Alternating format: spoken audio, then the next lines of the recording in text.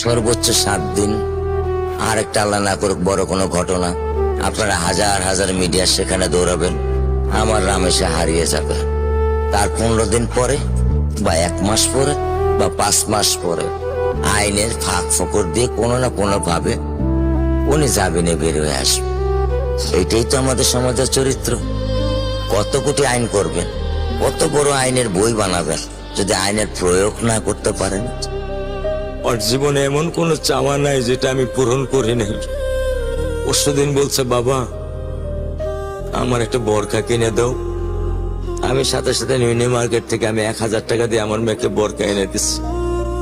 আমি দরিদ্র, ভাঙা বাসায় থাকি, কিন্তু আমার সন্তানদেরকে আমি কখনোই দারিদ্রতার স্বাদ পেতে দেইনি।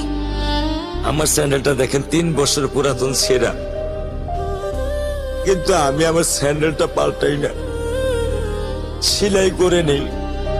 কিন্তু আমার বাচ্চাদেরকে আমি কষ্ট পেতে দেই না। শুধু একবার বলছে, বাবা লেচে খাবো। আমি 1 মিনিটও দেরি করিনি, 1 মিনিটও আমি দেরি করিনি। ও আমার একটা হৃৎপিণ্ড।